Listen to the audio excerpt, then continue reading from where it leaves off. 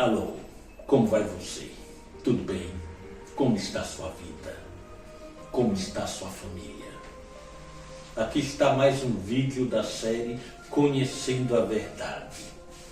São vídeos curtos para não cansar os ouvidos, né? Apesar da palavra de Deus, ela não cansa. A palavra de Deus, quando sendo pregada, ela é muito deleitosa para os nossos ouvidos, porque nos dá muita esperança. Não é verdade? Então, participe, dê o seu like, se inscreva no canal, dê sua opinião, compartilhe, faça propaganda deste canal Conhecendo a Verdade, ok? E Deus nos abençoará cada vez mais. Lá em João, o livro de João 1, capítulo 1, 29, João Batista, quando viu Jesus, ele falou: eis o Cordeiro de Deus que tira o pecado do mundo. Então a gente se lembra da missa, né? Em que o Padre diz: Cordeiro de Deus que tira o pecado do mundo, tenha piedade de nós.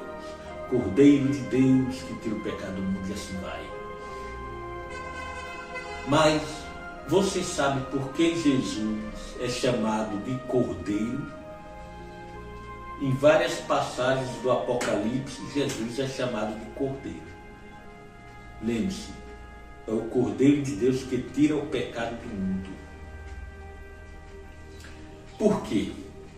A resposta é que naquele tempo, nos tempos do Antigo Testamento, os homens, para terem seus pecados perdoados, tinham que apresentar um cordeiro ao sacerdote, e o sacerdote sacrificava esse cordeiro. Mas não era só cordeiro, não. Eram vários animais, como novilhos, que são bois, né?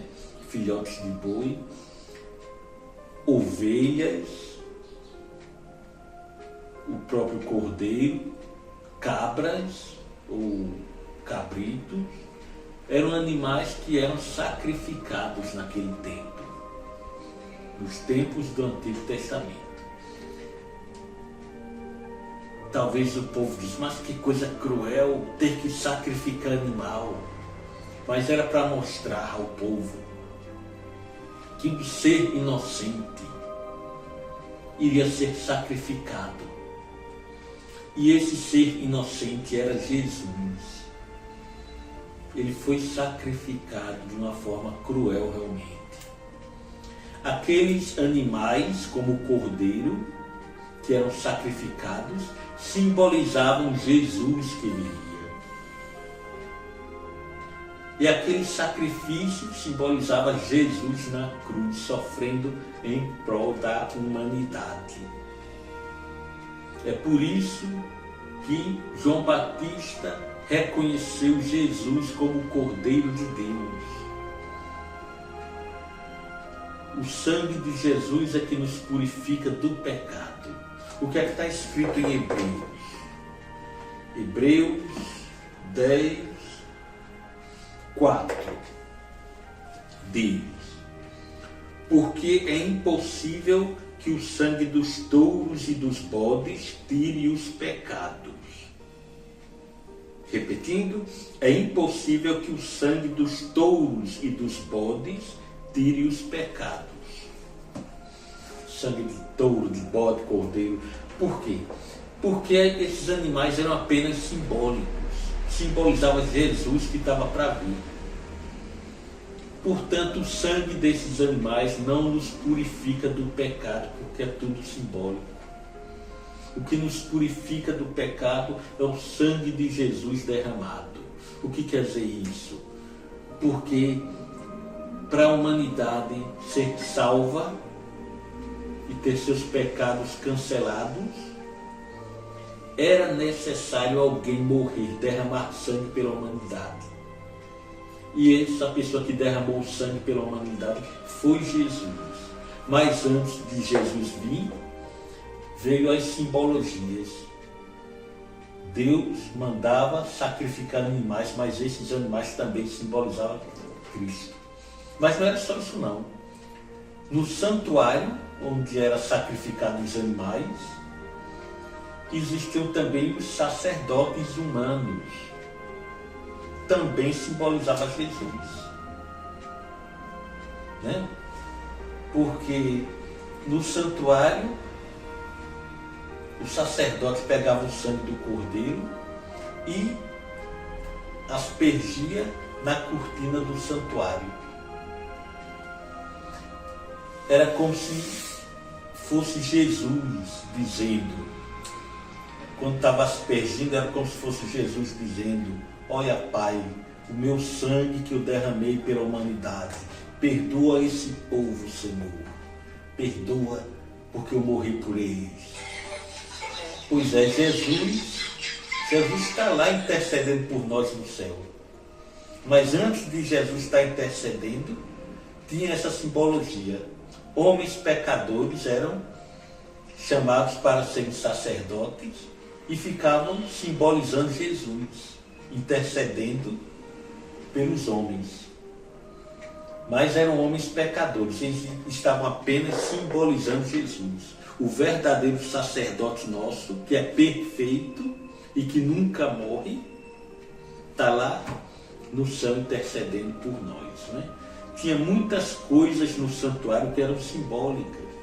Por exemplo, tinha dentro do santuário uma mesa com 12 pães, simbolizando as 12 tribos de Israel e também simbolizando os 12 apóstolos. 12 pães. E do outro lado, dentro do santuário, na outra parede do santuário, tinha um candelabro.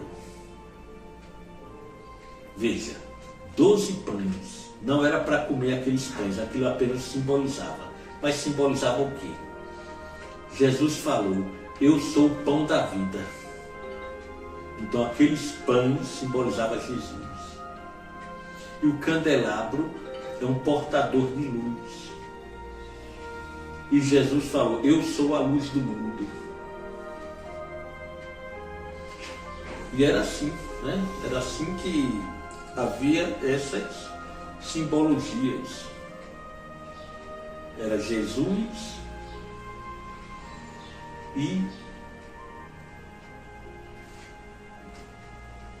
e as simbologias do passado, tudo apontando para Jesus Cristo. Então eu pergunto a você, meu amigo, minha amiga, você já aceitou Jesus como o Cordeiro da sua vida que tira o teu pecado? Se não aceitou, o que é que está impedindo, meu amigo? Veja, não vamos ser ingratos a Deus, tá? Não vamos ser ingratos. Ele fez tanto sacrifício por você. E o que é que você está fazendo por Jesus? E não seja injusto. Sabe por quê? Esse corpo nosso não nos pertence. Pertence a Deus. Tem mulheres feministas que dizem: meu corpo, minhas regras. Mentira. O corpo delas pertence a Deus e elas vão prestar contas a Deus. Você também vai prestar contas a Deus do que está fazendo com o teu corpo que Deus te deu. Eu também vou prestar contas a Deus do meu corpo. O que é que eu estou fazendo? O que é que eu estou comendo? Será que o que eu como e o que eu bebo agrada a Deus? Né? Porque cachaça é bebida que não agrada a Deus. Alimentos danosos não agradam a Deus. Então, Jesus ofereceu o corpo dele na cruz para nos salvar. E você? Vai deixar de ser ingrato e seguir agora Cristo? Vai adiar? Mas é como diz aquela palavra que nunca vira clichê, nunca. Aquela frase que diz: amanhã pode ser muito tarde. Tá certo? Aceite meu conselho, aceite agora Jesus para ser o Salvador da sua vida. Essa é a minha mensagem de hoje, a minha mensagem de salvação que vem da Bíblia. Vamos aceitar Jesus. Que Deus nos abençoe.